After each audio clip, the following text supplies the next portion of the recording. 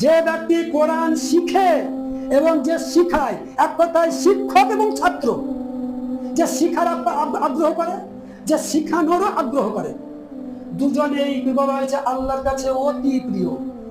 আমার নবী কিভাবে খেলেন, নবী কিভাবে পড়লেন, নবী কি পোশাক করলেন, নবী কি কথা বললেন, নবী আমাদেরকে কোন পথে হাঁটতে বললেন, নবী আমাদেরকে কোন পথ থেকে নিষেধ করলেন, আমাদেরকে গড়িমসি করে চললে হবে না।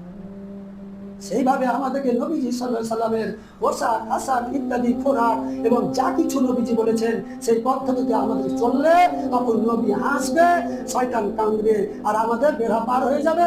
সেদিন আমাদেরকে ইনশাআল্লাহ আল্লাহ তাআলা জান্নাতুল ফেরদাউস নসিব করবেন। আমরা ভাবছি কি নামে মুসলিম থাকবো, যা মনে যাবে তাই করবো, তাল মেরে চলবো, কি সব জায়গায় তাল মারবো, সব জায়গায়। তা নাহলে যে আমাদের কেউ দল থাকবে না। দল করার এটা ইসলাম নয়।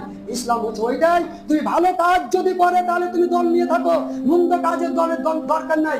এমনই কথা, একটাই কথা হচ্ছে যে ভালো কাজ করতে গিয়ে সবাই যদি বন্ধু হয় তবুও ভালো, আর যদি কেউ ভালো কাজ করতে গিয়ে কেউ দোস্ত হলো তাও ভালো, আর দুশ্মন হলো তাও ভালো। কিন্তু মন্দ কাজ করে সবাই যদি বন্ধু হয়ে যায় সেটা খারাপ।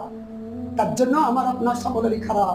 আমি মন্দ কাজ করবো, তার সাথে গড়ে বসে দেবো, আর সব আমার বন্ধু সেজে থাকবে, তখন কিন্তু আমার উপায় থাকবে না, বন্ধু নেব না দুনিয়াতে। ভালো কাজ করে যদি বন্ধু হয়তো থাকবো, মন্দ কাজ করে বন্ধু নিব না। আল্লাহ বন্ধু থাকলেই হলো।